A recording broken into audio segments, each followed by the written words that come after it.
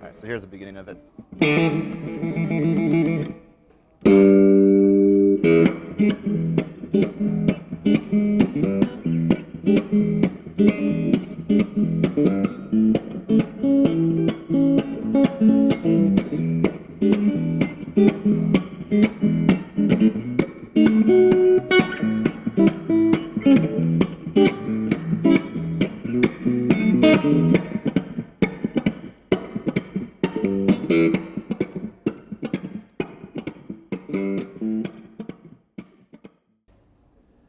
Greetings from MinnyApple.com. I'm Matthew McIntosh, and this is Joey Flip. Today we are talking about guitars, music, and all that jazz or blues. So first order of business, Joey, is you're the creator of an Oilcan guitar. Yeah. So tell me about this Oilcan guitar.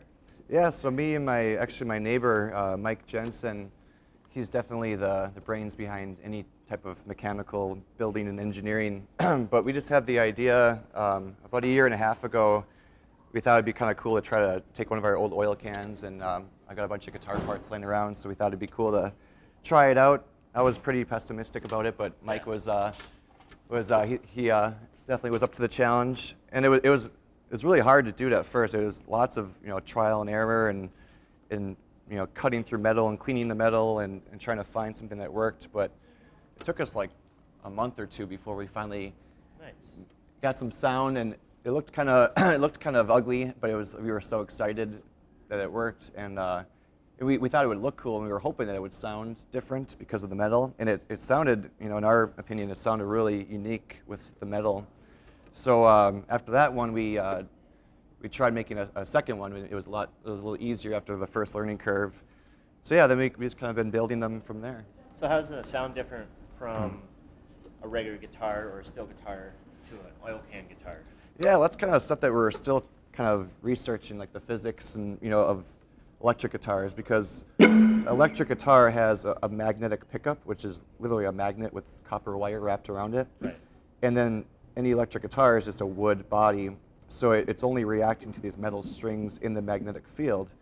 But now when you have a whole, basically a hollow body metal can, so now all the metal reacts to the pickup, different spots. Right. So it adds more like sustain, more tone, overtones, and all that stuff that we're kind of learning about. But yeah, I think it adds a really cool tone to it, like the warmth and brightness of all that fun stuff. Nice. So I'm pretty sure everyone's wondering, where do you get these cans from?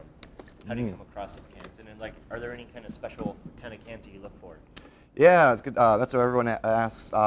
We just started on eBay. We just looked around eBay. There's a lot of art collectors that will buy and sell just old, 60-year-old antique oil cans. So we kind of started buying them from art collectors, and we just kind of bid on a bunch of them. We ended up winning the bids, so our oil can inventory built up pretty fast. But yeah, we experimented with, this is a 1-gallon can. And we did a lot of 2-gallon cans, which are obviously a little more volume, boxier. Right. But yeah, so a lot of 1-gallon and 2-gallon cans, and then I think that they both sound pretty similar. Another thing that we did is where this pickup sits in here, in electric guitars, it's recessed in the wood, so we hollowed out that kind of chamber. So if you pull this pickup out of there, you would see all the way through the can. Right. So now the magnetic field can shoot all the way to the back of back here. Yeah. So it kind of what we've noticed is by doing that, it adds a lot more boom to it. If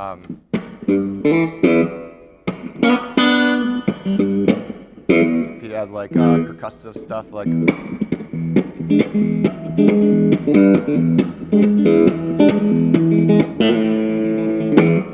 so that kind of added more tone, especially if you plug it in a big Fender amp. It's pretty cool. Right. I noticed that this is a sway bar. Why is that? Oh, what's that? A sway bar? Oh, this thing here? Or is that the same thing? The whammy bar? Yeah, the whammy bar. Oh, yeah, yeah. So the first one we made, I had a Stratocaster, which had this tremolo bridge with that tremolo whammy bar on there. Yeah. So we had 3 single coil pickups, and we had the whammy bar on there, so you could do that. But these bridges don't have the whammy bar, so it's like technically like a hardtail bridge with no whammy bar. But we made those before. Those are pretty cool. Nice. So how many have you been selling? I think we sold like 25 in the last year and a half or so.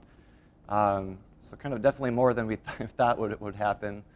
So yeah, about 25, including we're working on our second left-handed oil can guitar for a customer in Canada right now. We did a bass oil can guitar and a banjo, which we called a canjo. And then we also were working on a lap steel. So we took some old deck spindles in my garage, like for a patio deck, and we glued them together and laid it flat, and we turned it into like a lap slide guitar. Oh, nice. So we have some other ideas in the works. So with how does this fit in the blues scene? Well, Are people picking up on it? Yeah, I think I personally love all types of music, and blues has always been a big inspiration. But I think you hear those stories of back in the old blues days where people would, hear stories that they would take like people couldn't afford guitars, especially a lot of like back in the slave days. So they would take broom wire from like a broom and like tie it to like a chicken bone and like pluck like a one-string thing.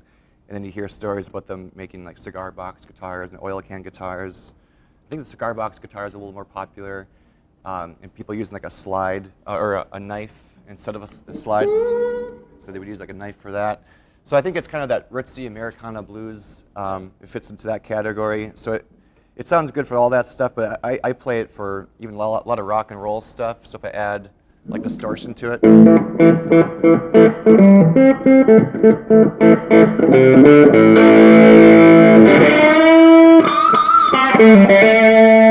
So I think it sounds cool for that stuff too. So I use this in my shows probably like 90% of the time now because I like these. Nice. Yeah. So were you inspired by the older style, like handmade cigar boxes? When Yeah. you made these oil cans? Yeah, because I bought a cheaper resonator guitar, and those are kind of like the old blues style and Delta, especially for slide. So slide's not really my wheelhouse, but I've been wanting to like learn more slide guitar, so I bought a cheap resonator. And then I saw another company where kind of started off like we did, where they started making these oil can guitars in their garage, and but now they started kind of mass produced them. So I was thinking about buying one of those, but so that's when my buddy Mike, my neighbor, he said, "Well, let's just try building one. We could figure it out." Yeah. Yeah. So you're talking about bringing these to shows.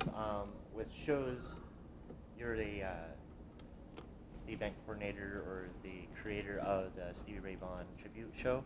Tell me more about that. Yeah, so like Stevie Ray Vaughan has been like definitely one of my #1 inspirations growing up for guitar and just improvising and everything. So I was always a huge fan of him, and I just thought how cool it'd be just to gather all the best of the best local talent. And a lot of these guys tour nationally and internationally all over the world. So I wanted to grab the best of the best as far as the guitar players, drummers, bass players, keyboard players, vocalists, and throw them all under one roof and basically just showcase all the Stevie Ray Vaughan music and his legacy, but also showcase all the amazing local talent. So yeah, this Saturday, April 14th, will be our 3rd annual Stevie Ray Vaughan tribute show. How many? Have you had any other exposures with like the Stevie Ray Vaughan show or with your oil cans? Yeah, well, I think this year will be the first year that I'll be playing the oil can on stage for some of the songs. But the Stevie tribute we did last year, my friends Rick introduced me to his friend T, which and she was close friends with Stevie Ray Vaughan and all his friends and family. So she invited me to their Stevie Ray Vaughan.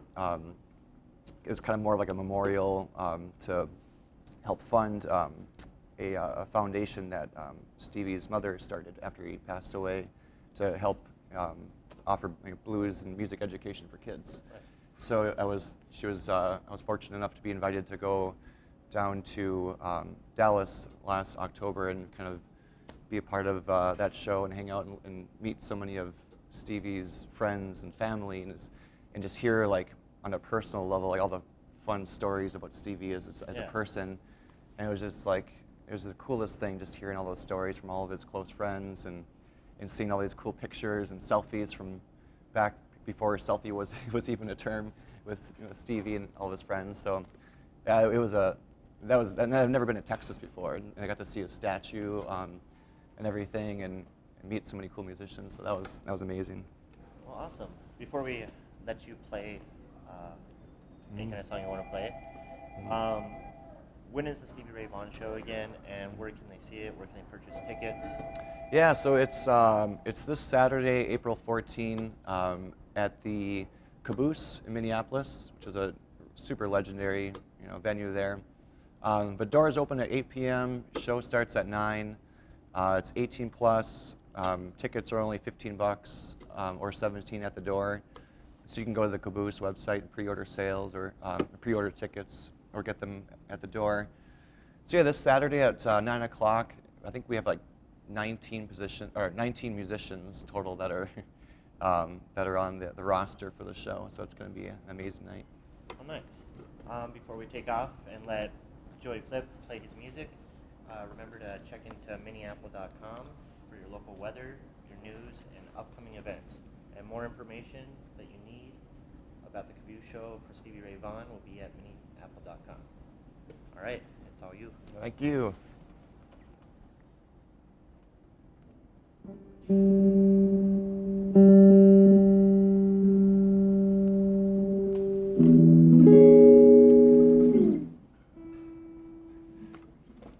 So this is a Stevie song I'm going to do here.